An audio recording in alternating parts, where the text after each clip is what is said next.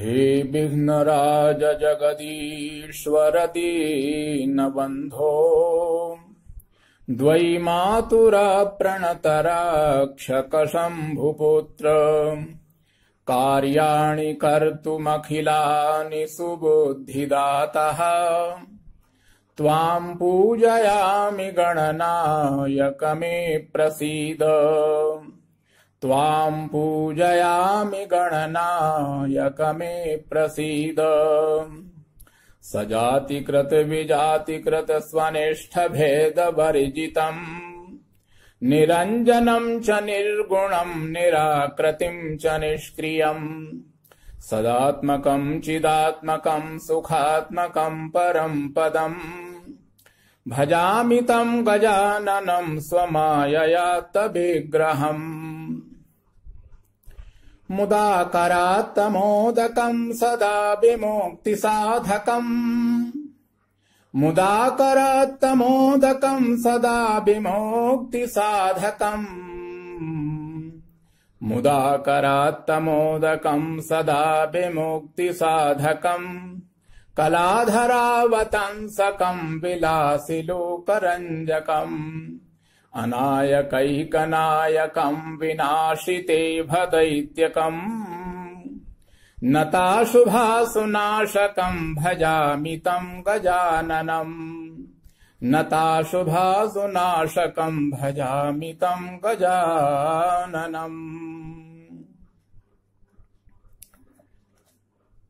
ई कक्षा माध्यमेन अध्ययनरतानां समेषां छात्राणां अहम डॉक्टर हरस्वरूप वासिष्ठः प्रिंसिपल गवर्नमेंट संस्कृत कॉलेज नाथद्वारातः भवतां समेषां सर्वतः पूर्वं हार्दिकम् अभिनंदनं हार्दिकं स्वागतं व्याहरामि। प्रिय छात्रों, आज हम शास्त्री तृतीय वर्ष में अनिवार्य विषय जो संस्कृत वाङ्मय है उसके द्वितीय पत्र में मध्य सिद्धांत कौमुदी के अंतर्गत समास प्रकरण को आधार मान करके चर्चा करेंगे। पूर्व के प्रसंग में आप लोगों ने केवल समास के अंतर्गत समर्था पदविधि प्राक कडारात समासः सहसुपा आदि जो सूत्र हैं उनके व्याख्यान को और उन सूत्रों से निष्पन्न होने वाले जो प्रयोग हैं उनका श्रवण आप सभी लोगों ने किया। केवल समास के पश्चात प्रसंग को आगे बढ़ाते हुए ग्रंथकार अव्ययी भाव समास का वर्णन करते हुए इन्होंने यहां पर सूत्र उद्धृत किया है।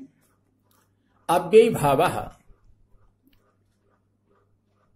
वृत्ति में ग्रंथकार ने लिखा है अधिकारोऽयं प्राक तत्पुरुषात्, अर्थात ये अधिकार सूत्र है और इसका अधिकार तत्पुरुष समास से पूर्व तक चलेगा। अधिकार का तात्पर्य होता है, महर्षि पाणिनि ने अपनी अष्टाध्यायी में जो 6 प्रकार के सूत्रों का प्रणयन किया है, संज्ञा च परिभाषा च विधिर्नियमेव च अतिदेशोधिकारश्च षड्विध सूत्र लक्षणम, इसकी व्याख्या आप लोग पूर्व में सुन चुके हैं। तो यहां पर अधिकार का तात्पर्य होता है स्वदेशे वाक्यार्थ शून्यत्वे सति उत्तरोत्तर फल जनकत्वम अधिकारत्वम। महर्षि पाणिनि ने जिस अध्याय के अंतर्गत जिस पाद में जहां जिस सूत्र का पाठ पढ़ा है वहां तो उसका प्रयोजन विशेष हो नहीं और उत्तरोत्तर जिसका अधिकार चले, ऐसा जो सूत्र होता है वह सूत्र कहलाता है अधिकार सूत्र। ये अव्ययीभावः, इस सूत्र को यहां पर अधिकार सूत्र के रूप में उद्धृत किया गया है। अगला सूत्र है अव्यम विभक्ति समीप समृद्धि वृद्ध्यर्था भावात्यया संप्रति शब्द प्रादुर्भाव पश्चात यथानुपूर्व योग पद्यो सादृश संपत्ति साकल्यान्त वचनेषु। इसकी वृत्ति है विभक्त्यर्थादिषु वर्तमानम अव्ययम सुवंतेन सह नित्यम समस्यते सो अव्ययीभावः। अर्थात विभक्ति आदि जो अर्थ हैं, विभक्ति समीप समृद्धि आदि, ये 16 अर्थ यहां पर प्रतिपादित किए हैं ग्रंथकार ने। तो विभक्ति आदि जो 16 अर्थ हैं, इनके गम्यमान होने पर वर्तमान जो अव्यय है उसका समर्थ सुबंत के साथ में नित्य समास होता है और वह समास अव्ययीभाव कहलाता है। अगला सूत्र है प्रथमा निर्दिष्टम समास उपसर्जनम। इस सूत्र में वर्णित जो समास शब्द है, इस समास शब्द की समास विधायक शास्त्र पद में लक्षणा की गई है। इसलिए ग्रंथकार इस सूत्र की वृत्ति लिखते हुए कहते हैं कि समास विधायक शास्त्रे प्रथमा निर्दिष्टम पदम उपसर्जन संज्ञम स्यात्। समास विधायक जो शास्त्र है, सूत्र है, उसके द्वारा जो प्रथमा निर्दिष्ट पद है उसकी उपसर्जन संज्ञा होती है। और या संज्ञा सासा प्रयोजनवती, जो संज्ञाएं होती हैं उनका शास्त्र में कोई ना कोई प्रयोजन भी होता है। उपसर्जन संज्ञा का प्रयोजन है यहां पर उपसर्जनम पूर्वम सूत्र के द्वारा उपसर्जन संज्ञक शब्द का पूर्व में प्रयोग। यहां पर उदाहरण के रूप में प्रस्तुत किया गया है अधिहरि। अधिहरि प्रयोग की निष्पत्ति के विषय में कहते हैं कि हरऊ ये इसका लौकिक विग्रह है और हरि प्लस नी प्लस अधि ये इसका अलौकिक विग्रह है। यहां पर अव्ययम विभक्ति समीप समृद्धि सूत्र के द्वारा समास का विधान होगा। समासत्वात् कृतध्य समासाश्च सूत्र के द्वारा प्रातिपदिक संज्ञा का विधान और सुपो धातु प्रातिपदिक सूत्र के द्वारा सुप का लुक होने पर स्थिति बनेगी हरि प्लस अधि। अब यहां सूत्र है प्रथमा निर्दिष्टम समास उपसर्जनम। इसके द्वारा अधि शब्द की उपसर्जन संज्ञा और उपसर्जनम पूर्वम सूत्र के द्वारा उपसर्जन संज्ञक जो अधि है उसका पूर्व प्रयोग होने पर स्थिति बनेगी अधिहरि। अब यहां पर एक न्याय प्रवृत्त होता है एक देश विकृत मनन्यवत, अर्थात किसी समुदाय का, किसी अंगी का अगर कोई अंग भंग हो जाता है तो वह अन्य नहीं कहलाता, वह वही कहलाता है। इस न्याय के आधार पर पुनः प्रातिपदिक संज्ञा का विधान होगा और प्रथमा के एक वचन में सुप्रत्यय का विधान होने पर स्थिति बनेगी अधिहरि प्लस सु। अब यहां सूत्र है अव्ययीभावश्च। ये सूत्र अव्ययीभाव समास की अव्य संज्ञा करता है और तत्पश्चात सूत्र प्रवृत्त होगा यहां पर अव्ययादापसुपः। इसका अर्थ है अव्ययात विहितस्य आपः सुपश्च लुक स्यात्। अव्यय से विहित जो आप अथवा सुप उसका लुक होता है। अव्ययादापसुपः सूत्र के द्वारा सु का लुक शब्द के द्वारा लोप होने पर प्रयोग निष्पन्न होगा अधिहरि। इसके पश्चात अगला सूत्र यहां उद्धृत किया है ग्रंथकार ने अव्ययीभावश्च। इसका अर्थ है अयम नपुंसकम स्यात्, अर्थात अव्ययीभाव समास को नपुंसक लिंग का विधान होता है और इस सूत्र का उदाहरण है अधिगोपम। इसका लौकिक विग्रह है गोपी और अलौकिक विग्रह है गोपा प्लस नी प्लस अधि। यहां पर अव्यम विभक्ति समीप समृद्धि सूत्र के द्वारा समास का विधान समासत्वात् कृत तद्धित समासाश्च सूत्र के द्वारा प्रातिपदिक संज्ञा और सुपो धातु प्रातिपदिक सूत्र के द्वारा सुप का लुक होने पर स्थिति बनेगी गोपा प्लस अधि। अब यहां सूत्र प्रवृत्त होगा प्रथमा निर्दिष्टम समास उपसर्जनम, इसके द्वारा अधि की उपसर्जन संज्ञा, उपसर्जनम पूर्वम सूत्र के द्वारा अधि का पूर्व प्रयोग होने पर स्थिति बनेगी अधिगोपा। एक देश विकृत अनन्यवत, इस न्याय के द्वारा पुनः प्रातिपदिक संज्ञा का विधान होगा। प्रथमा के एक वचन में सुप्रत्यय, अधिगोपा प्लस सु, अव्ययीभावश्च सूत्र के द्वारा नपुंसक लिंग का विधान और हिरस्वो नपुंसके प्रातिपदिकस्य सूत्र के द्वारा हिरस्व होकर के प्रयोग बनेगा अधिगोप प्लस सु। अब यहां सूत्र है नाव्ययीभावा दतो अमत पंचम्याः, इस सूत्र के द्वारा सु को अमादेश होकर के और अमी पूर्वा से पूर्व रूप का विधान होकर के प्रयोग बनेगा अधिगोपम।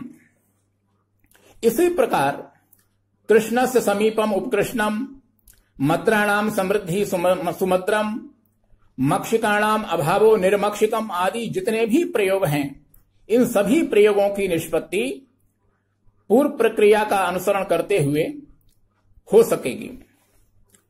आगे सूत्र है अव्ययीभावे चा काले, इसकी वृत्ति है सहस्य सहस्यात अव्ययीभावे न तु काले, अर्थात सह शब्द को स आदेश होता है अव्ययीभाव समास में यदि काल अर्थ रूप गम्यमान न हो तो सहारी सचक्रम आदि जितने भी प्रयोग हैं उन सब की निष्पत्ति पूर्व प्रक्रिया के अनुसार होगी। अगला सूत्र है यथा सादृश्य। यहां लिखते हैं कि असादृश्य एव यथा शब्दः समस्यते, अर्थात असादृश्य अर्थ में ही यथा शब्द का समास होता है, भिन्न अर्थ में नहीं। तो यहां पर कहते हैं नेह यथा हरिस तथा हरः, यहां पर समास नहीं होगा। कहां? यथा हरिस तथा हरः, जिस प्रकार जैसे भगवान हरि हैं वैसे ही भगवान शंकर हैं। यहां पर सादृश्य रूप अर्थ गम्यमान होने के कारण यथा सादृश्य सूत्र के द्वारा समास का विधान नहीं होगा। अगला सूत्र है यावद अवधारणे। यहां वृत्ति में लिखते हैं अवधारणे अर्थे यावत इति अव्ययस्य समर्थ सुबंतेन सह समासः भवति, अर्थात अवधारण अर्थ में, अवधारण कहते हैं परिमाण को, परिमाण अर्थ गम्यमान होने पर यावत जो ये अव्यय है इसका समर्थ सुबंत के साथ में समास होता है। उदाहरण है इसका यावत छलोकम, यावन्तः श्लोकाः तावन्तो अच्युत प्रणामाः। यहां पर परिमाण रूप अर्थ गम्यमान होने के कारण यहां पर उक्त सूत्र के द्वारा समास का विधान होगा और पूर्व प्रक्रिया के अनुसार यावत छलोकम जो प्रयोग है वो निष्पन्न होगा। अगला सूत्र है सुप्रतिना मात्रार्थे। इसका अर्थ है कि समर्थ सुबंत का प्रति के साथ में समास होता है मात्रा अर्थ गम्यमान होने पर। जहां मात्रा रूप अर्थ गम्यमान नहीं होगा वहां इस सूत्र के द्वारा समास का विधान नहीं होगा। जैसे वृक्षम वृक्षम प्रति विद्युतते विद्युत, इस वाक्य में समास का विधान नहीं होगा क्योंकि इस वाक्य में प्रयुक्त जो प्रति शब्द है वह मात्रार्थक नहीं अपितु वीप्सार्थक है। इसलिए वीप्सार्थक होने के कारण यहां पर लक्षणेत्थम भूताख्यान भाग वीप्सासु प्रतिपर्य नवः सूत्र के द्वारा प्रति की कर्म प्रवचनीय संज्ञा होगी और कर्म प्रवचनीय युक्ते द्वितीया सूत्र के द्वारा द्वितीय विभक्ति का विधान होकर के उक्त वाक्य की निष्पत्ति होगी। सुप्रतिना मात्रार्थ है। इस सूत्र का ग्रंथकार ने यहां उदाहरण प्रस्तुत किया है शाक प्रति। इसका लौकिक विग्रह है शाकस्य लेशः, शाक प्लस ngस प्लस प्रति। ये जो इसका अलौकिक विग्रह है, यहां पर सुप्रतिना मात्रार्थ है सूत्र के द्वारा शाक पद का मात्रार्थक प्रति के साथ में समास और समासत्वाद कृतध्य समासाश्च सूत्र के द्वारा प्रातिपदिक संज्ञा का विधान, सुपो धातु प्रातिपदिक सूत्र के द्वारा सुप का लुक होने पर स्थिति बनेगी शाक प्लस प्रति। व्याकरण शास्त्र में एक न्याय प्रचलित है, पर्जन्यवत लक्षण प्रवृत्ति ही, अर्थात लक्षण की लक्ष्य में जो प्रवृत्ति होती है, सूत्र की लक्ष्य में जो प्रवृत्ति होती है वो पर्जन्यवत होती है। पर्जन्य कहते हैं वर्षा को। वर्षा जब होती है तब वह ये विचार नहीं करती कि कहां तालाब है, कहां नदी है, कहां रेगिस्तानी क्षेत्र है, कहां पानी की आवश्यकता है और कहां नहीं है। वर्षा जब होती है तब वह समान रूप से सभी स्थलों पर हुआ करती है। इसी प्रकार किसी सूत्र की अपने लक्ष्य में जो प्रवृत्ति होती है वह पर्जन्यवत होती है। अगर किसी सूत्र का अर्थ कहीं घटित हो रहा है तो वह सूत्र वहां पर प्रवृत्त होगा, भले ही उसकी आवश्यकता हो या न हो, प्रयोग में कोई परिवर्तन हो अथवा न हो। इसलिए पर्जन्यवत लक्षण प्रवृत्ति इस न्याय के आधार पर प्रथमा निर्दिष्टम समास उपसर्जनम जो सूत्र है, इसके द्वारा उपसर्जन संज्ञा का विधान होगा। उपसर्जनम पूर्वम से पूर्व प्रयोग होने पर स्थिति बनेगी शाक प्लस प्रति। अब यहां पर न्याय है एक देश विकृत मनन्यवत। इस न्याय के आधार पर पुनः प्रातिपदिक संज्ञा का विधान, प्रथमा के एक वचन में सु प्रत्यय का विधान होने पर स्थिति बनेगी शाक प्रति प्लस सु। अब यहां सूत्र है अव्ययी भावश्च। इस सूत्र के द्वारा अव्यय संज्ञा होगी और अव्ययादाप सुपः सूत्र के द्वारा सु का लोप होने पर प्रयोग निष्पन्न होगा शाक प्रति।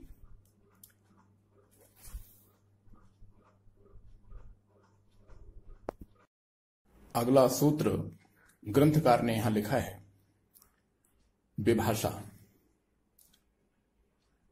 लिखते हैं अधिकारोयम, अर्थात विभाषा जो सूत्र है ये अधिकार सूत्र है। और अधिकार सूत्र के विषय में पूर्व में वर्णन किया जा चुका है कि स्वदेशे वाक्यार्थ शून्यत्वे सति उत्तरोत्तर फल जनकत्वम अधिकारत्वम। अधिकार सूत्र उसे कहते हैं कि महर्षि पाणिनि ने अपनी अष्टाध्यायी में अधिकार सूत्र को जिस अध्याय के जिस पाद में जहां पढ़ा है वहां उसका प्रयोजन विशेष न हो और उत्तरोत्तर जिसका अधिकार चले, उस सूत्र का नाम है अधिकार सूत्र। तो ये जो विभाषा सूत्र है ये अधिकार सूत्र है, अर्थात यहां से विभाषा इस सूत्र का अधिकार चलेगा। आज तक आप लोगों ने समास विधायक जितने भी सूत्र अब तक पढ़े, अव्यम, विभक्ति, समीप, समृद्धि आदि, वे सभी ऐसे सूत्र थे जिनके द्वारा नित्य समास का विधान हुआ, वैकल्पिक समास का नहीं। लेकिन यहां से अब वैकल्पिक समास का विधान होगा। इसके आगे अगला सूत्र है अप परि बहिरंचवः पंचम्या। अप परि बहिस और अंचु का पंचम्यंत पद के साथ समास होता है विकल्प से। इस सूत्र का उदाहरण यहां पर प्रस्तुत किया गया है अप विष्णु। इसका लौकिक विग्रह है विष्णोः अप, और विष्णु प्लस मसी प्लस अप ये इसका अलौकिक विग्रह है। यहां पर अप परिवहिरंचवः पंचम्या, इस सूत्र के द्वारा अप इस अव्य का विष्णोः इस पंचम्यंत सुबंत के साथ में विकल्प से समास होगा और समासत्वात् कृतध्य समासाश्च सूत्र के द्वारा प्रातिपदिक संज्ञा का विधान होगा और प्रातिपदिक संज्ञा का विधान होने के पश्चात सुपो धातु प्रातिपदिक सूत्र से सुप का लुक होकर के स्थिति बनेगी विष्णु प्लस अप। अब यहां सूत्र है प्रथमा निर्दिष्टम समास उपसर्जनम। उसका अर्थ है समास शास्त्रे प्रथमा निर्दिष्टम पदम उपसर्जन संज्ञम स्यात्। अर्थात समास विधायक जो शास्त्र है उसमें प्रथमा निर्दिष्ट जो पद है उसकी उपसर्जन संज्ञा होती है। तो प्रथमा निर्दिष्टम समास उपसर्जनम सूत्र के द्वारा उपसर्जन संज्ञा का विधान होगा और उपसर्जनम पूर्वम इस सूत्र के द्वारा उपसर्जन संज्ञक जो अप है उसका पूर्व प्रयोग हो जाएगा। तो स्थिति बनेगी अप विष्णु। अब यहां वार्तिक है एक देश विकृत मनन्यवत। अगर किसी अंगी का एक देश विकृत हो जाता है तो वो अन्य जैसा नहीं होता। इस न्याय के आधार पर पुनः प्रातिपदिक संज्ञा का विधान होगा। प्रथमा के एक वचन में सुप्रत्यय का विधान होने के पश्चात स्थिति बनेगी अप विष्णु प्लस सु। अब यहां पर सूत्र है अव्यय भावश्च।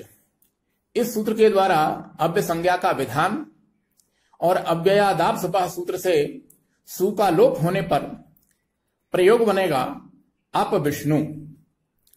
अभाव पक्ष में प्रयोग बनेगा अप विष्णु हो।